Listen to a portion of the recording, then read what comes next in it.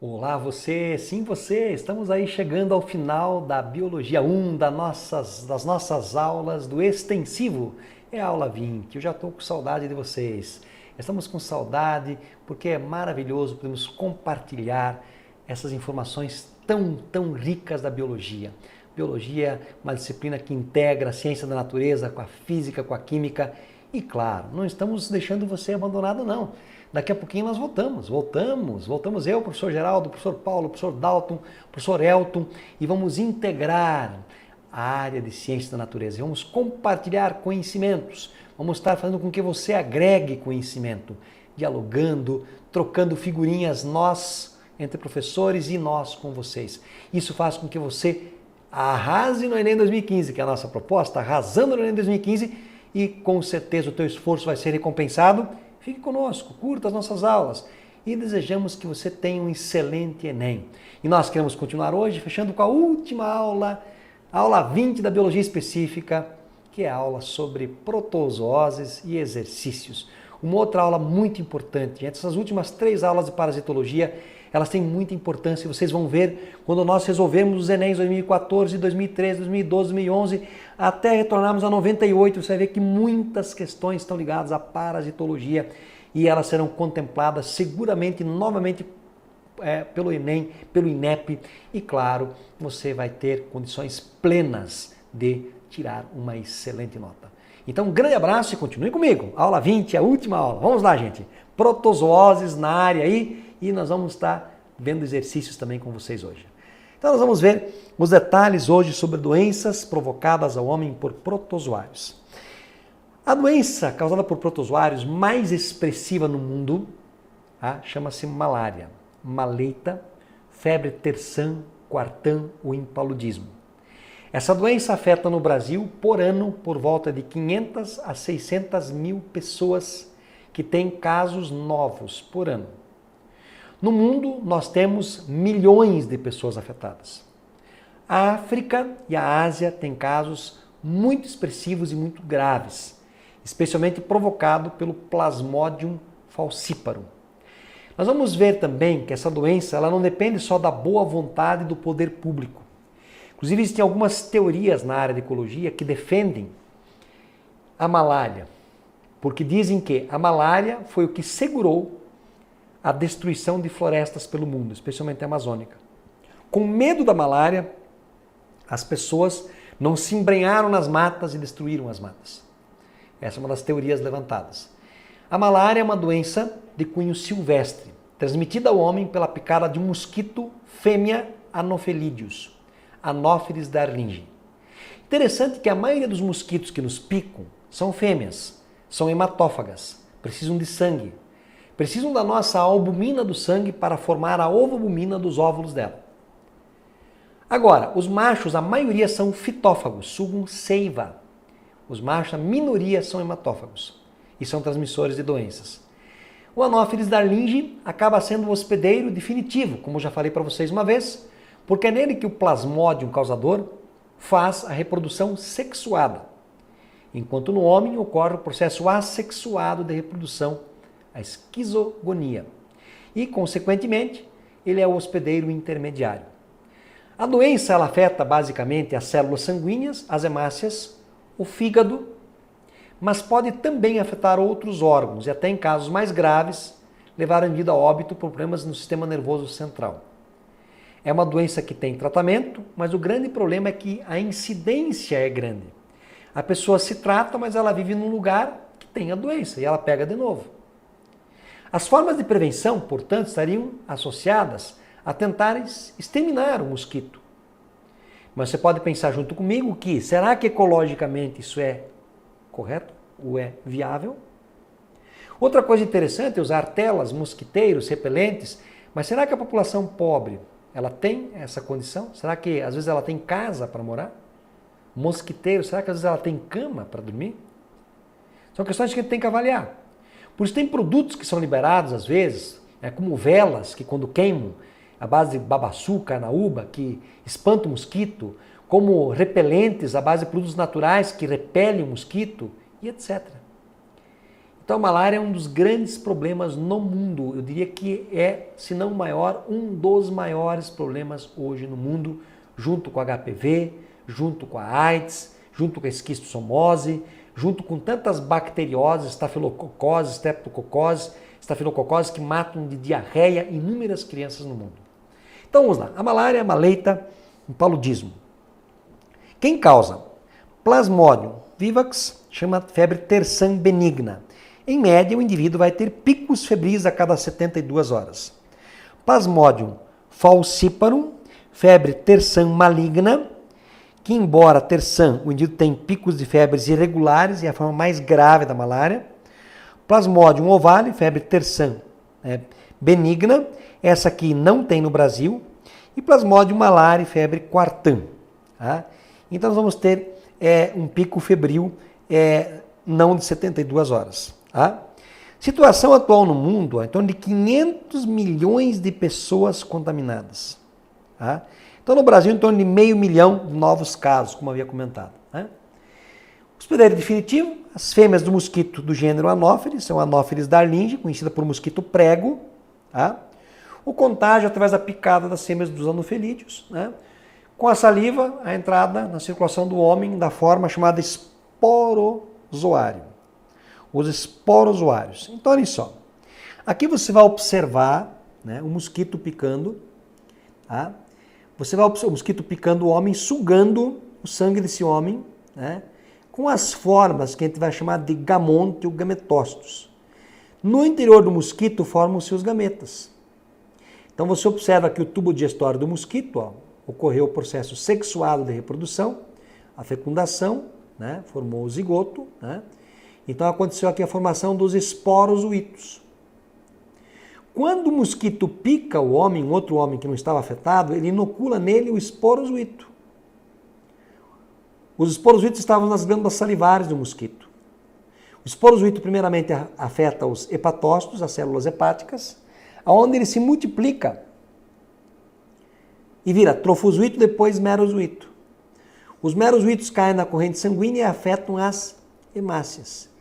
Eles entram na hemácia e se multiplicam novamente. Chega uma hora que a hemácia não aguenta de tanto merozoíto e explode.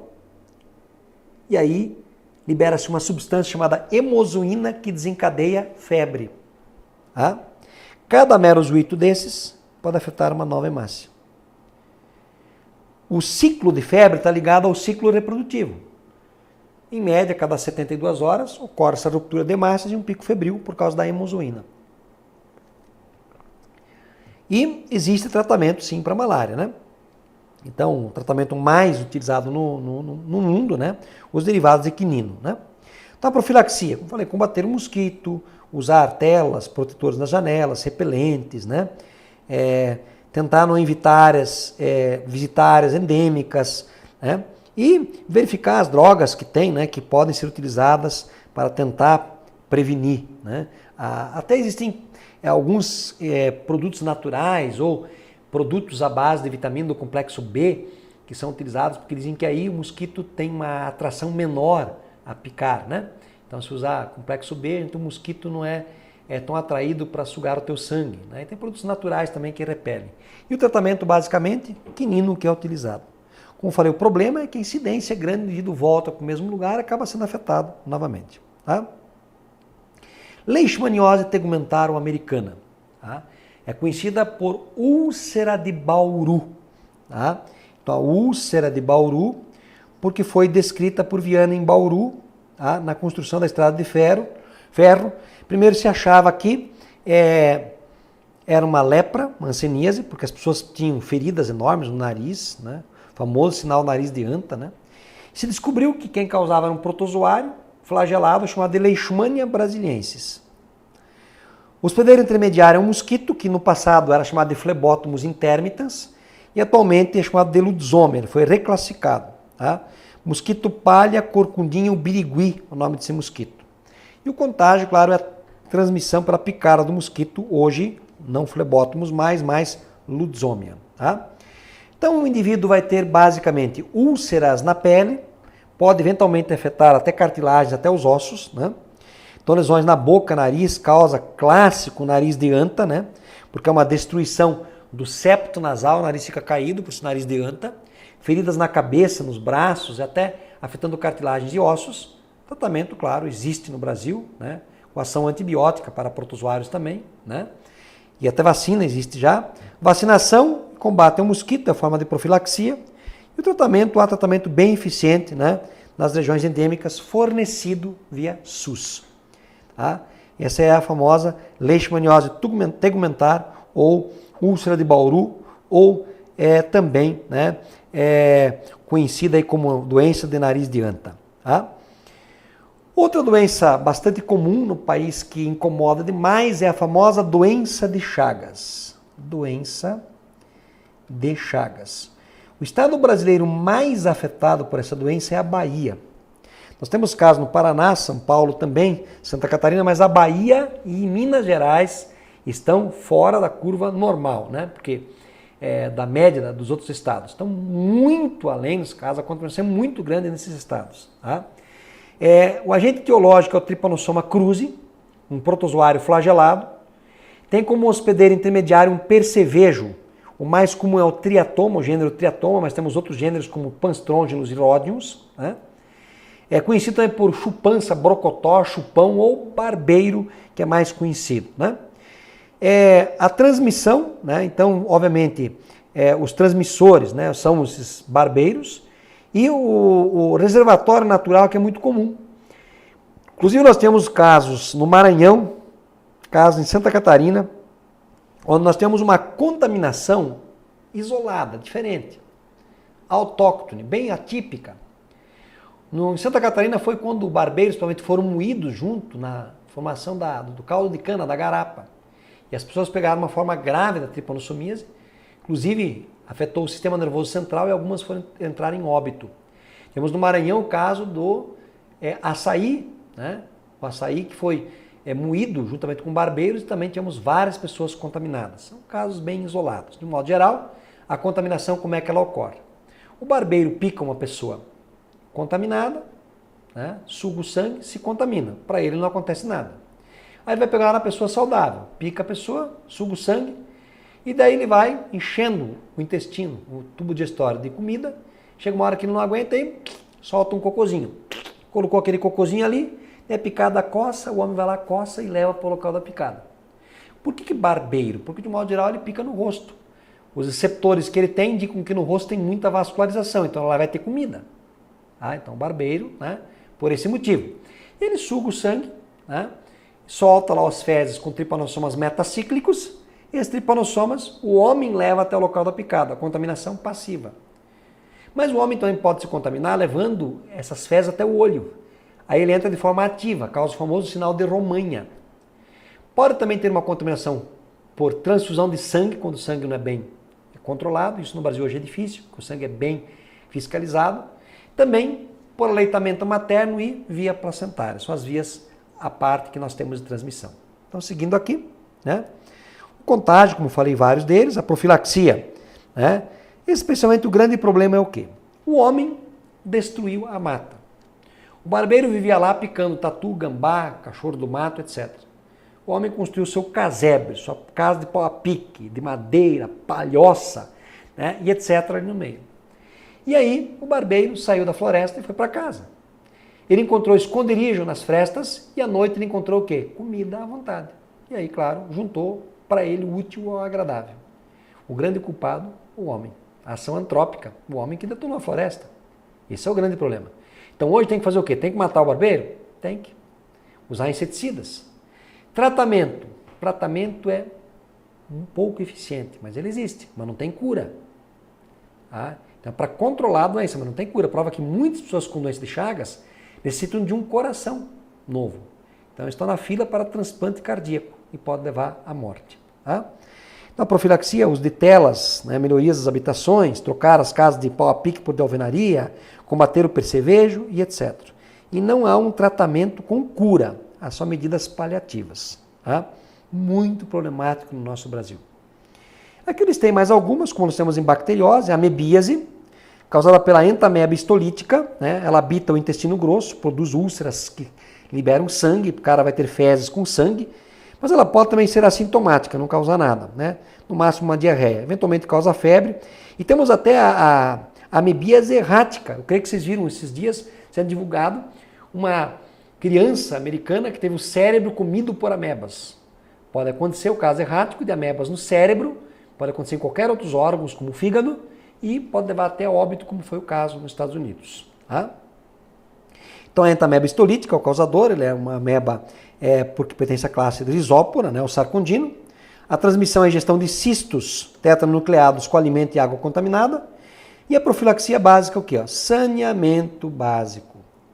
Água tratada, esgoto tratado e recolhido, lixo para uma destinação adequada. Cozinhar bem os alimentos, lavar bem os alimentos, higiene pessoal e tratar os doentes. Né? Obviamente o tratamento é bem simples, mas é um protozoário meio chatinho. Tá? Tricomoníase é uma DST, Tricomonas vaginalis, né? É um protozoário flagelado. Esse é transmitido por contatos sexuais, através de objetos contaminados, vibradores, calcinha, biquíni, maiô, etc., roupas íntimas, lençóis, etc., pode ser transmitido eventualmente. Né? E, claro, se é uma DST, uso do preservativo, redução do número de parceiros, né? Reduzir a promiscuidade, a higiene pessoal adequada, né? E tratamento dos indivíduos afetados. E o tratamento sempre tem que ser o tratamento dos dois, porque a famosa doença ping-pong, um pega, outro pega. Agora você, agora eu, agora os dois, vamos lá, agora você, agora eu, agora eu, etc. Tem que tratar também, né, o parceiro. Tá? Próxima doença, né, nós vamos analisar aqui nas questões agora. Então, vamos ver algumas questões onde já apareceram. Tá? Tem muitas outras protozooses. Um exemplo é a Toxoplasma gondii, né? Causa toxoplasmose. Uma questão do Enem já aqui, já para dar um pitaco para você do que a gente vai ver nos próximos encontros dentro da área. Durante as estações chuvosas, aumentam no Brasil as campanhas de prevenção à dengue, que têm como objetivo a redução da proliferação do mosquito Aedes aegypti, transmissor do vírus da dengue. Que proposta preventiva poderia ser efetivada para diminuir a reprodução desse mosquito? Poderia ser efetivada para diminuir a reprodução do mosquito. O mosquito se reproduz em água limpa parada, então não deixar a água limpa parada.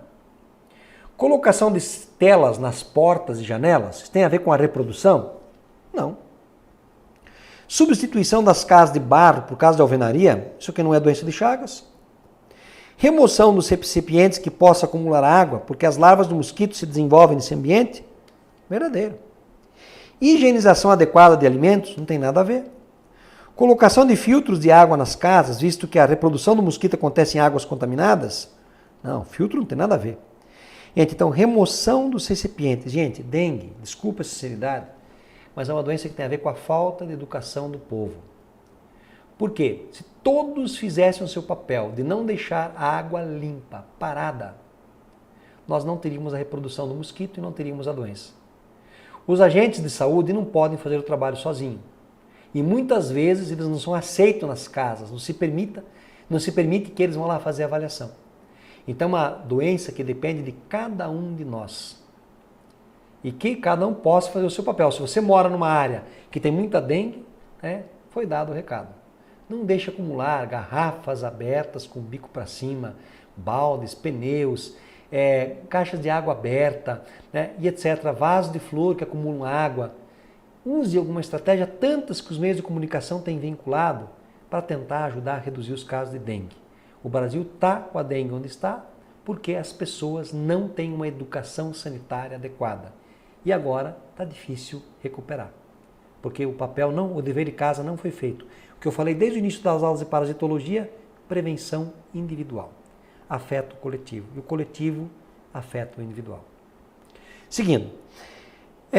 Segunda questão. A incidência da população brasileira de toxoplasmose e leptospirose é preocupante. Gente, a toxoplasmose é causada pelo Toxoplasma gondii. Uma doença que tem como reservatório gatos, eventualmente cães e pombos. Gatos e pombos, basicamente. Gatos novos têm uma resistência menor. Os cistos do toxoplasma podem estar nas fezes dos gatos. O gato tem um problema porque ele enterra as fezes, então é até mais fácil contaminar o ambiente.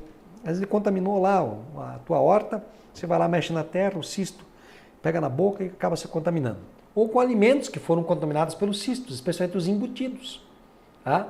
Da mesma maneira que Se tinha muito gato em casa não tratado, os cistos podem estar no ambiente e são levados pela água, pelo ar, até um tapete, cai um alimento ali, você coloca na boca. E o toxoplasma afeta no adulto especialmente o olho, provocando a cegueira. O grande problema é quando a mulher tem toxoplasma durante a gravidez e aí se torna toxoplasmose congênita, que pode levar a criança a retardo mental, com hidrocefalia e até o mais comum, infelizmente, cegueira. Né? E claro, infelizmente, o mais comum é cegueira e podendo até levar ao aborto. Então, cuidado muito grande. Então, a dica que eu vou dar é a seguinte: você está querendo engravidar?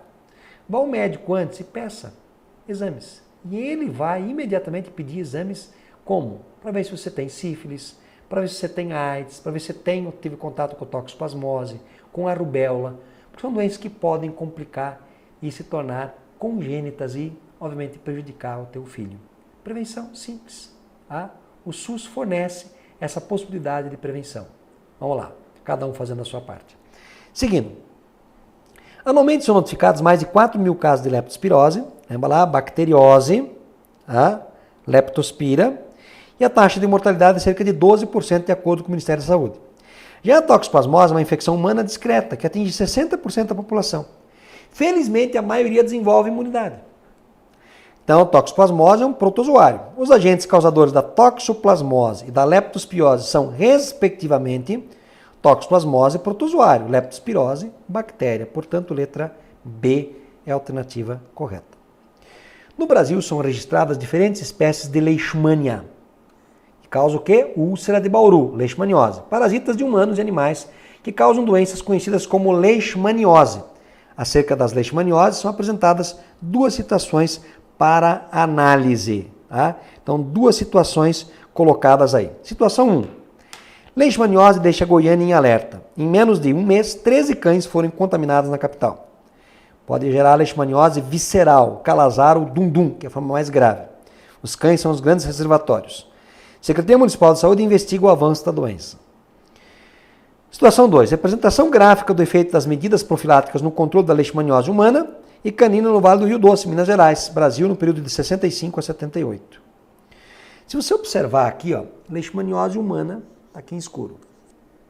Leishmaniose canina foi representada aqui, nessa linha não integral.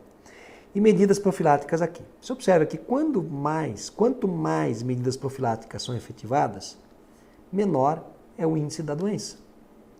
Prova que aqui em 77 não tem mais nada da doença. Ela foi exterminada no local. Olha que coisa maravilhosa nessa região do Vale do Rio Doce, Minas Gerais. Por quê? Prevenção.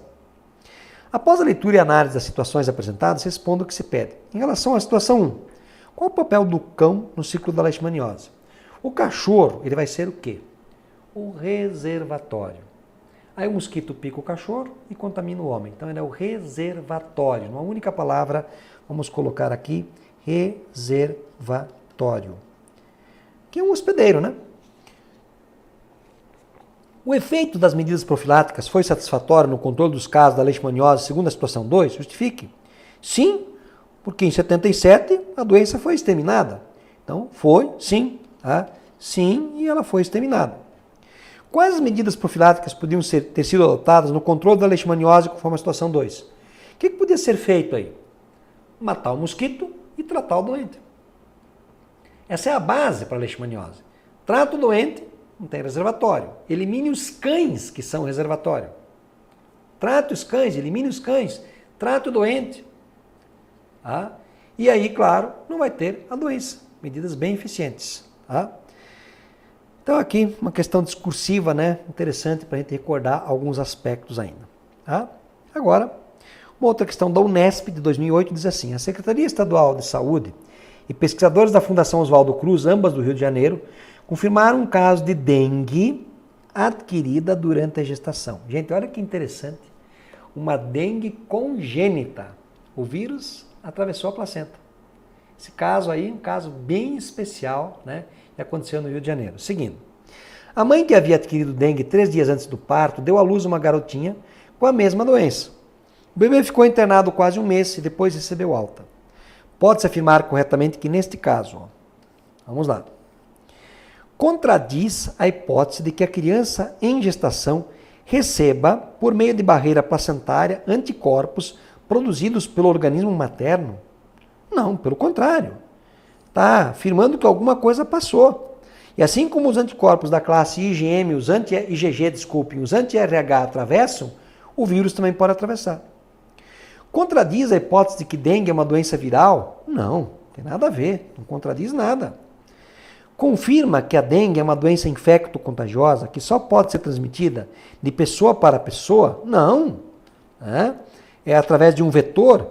Tá? Não precisou de vetor aí.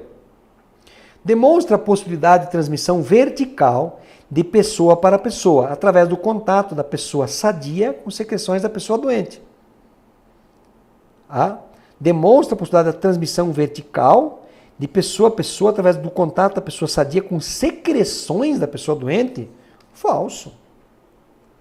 Demonstra a possibilidade de o vírus da dengue atravessar a barreira placentária sem que seja necessária a presença de um vetor, que é o mosquito Aedes aegypti, para a transmissão. Verdadeiro. Então olha que novidade, hein? A dengue pode ser transmitida via congênita. Isso foi comprovado por pesquisadores médicos no Rio de Janeiro. Então a criança, inclusive, precisou de tratamento para também não convalescer aí. Ok? Uma questão bem interessante. Hoje em dia a África é quase toda atingida pela malária, com exceção apenas da África do Sul, onde aconteceu a Copa Mundial de Futebol, e dos países localizados no norte do continente africano, junto ao Mediterrâneo. No Brasil, além dos casos de malária notificados anualmente na Amazônia, doenças sazonais, como a dengue, ainda afetam grande parte da população. Falou de dengue, que é uma virose, e falou aqui da malária, tá?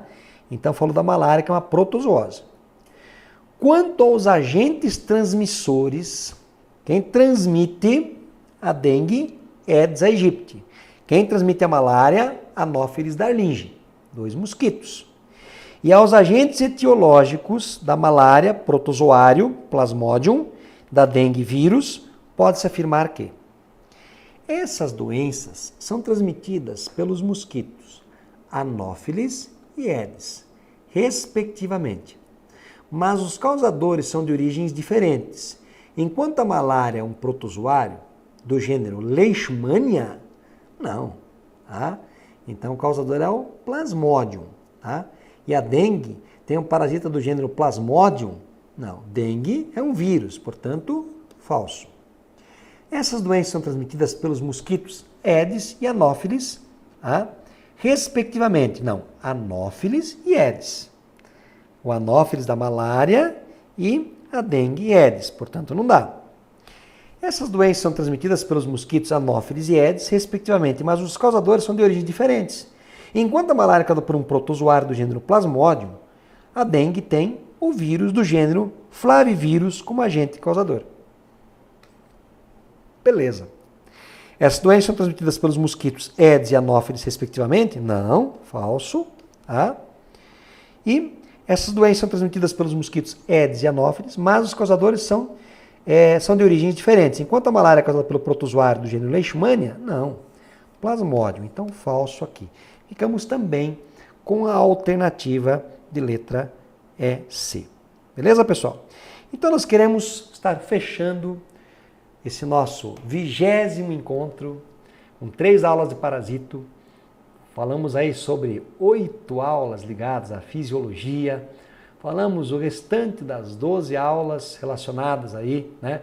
As 12 não, as 10 aulas, desculpem, ligadas à biologia celular. E também falamos de vários outros aspectos que eu creio que você tenha gostado de se aprofundar um pouco mais na biologia, ligado à questão ambiental, fotossíntese, respiração, mitose, meiose e inúmeros aspectos. O objetivo dessas 20 aulas, como nós falamos, foi aprofundar conhecimentos. Porque na ciência da natureza nós vamos integrar os conhecimentos, para que você possa produzir o conhecimento com base nas informações que serão dadas. Leia bastante, estude, compartilhe, curta, faça a tua parte, que você vai ser ricamente abençoado aí nesse estudo. E claro, que você possa conseguir o teu intento, o teu desejo, que é essa tão sonhada vaga numa universidade pública, ou também conseguir a certificação do ensino médio. Sinta-se abraçado pelo professor Cornélio e foi um prazer imenso poder estar no seu lar, no seu trabalho, compartilhar um pouco de conhecimento da biologia. Um grande abraço a todos, que Deus abençoe a todos. Valeu, pessoal. Tchau, tchau.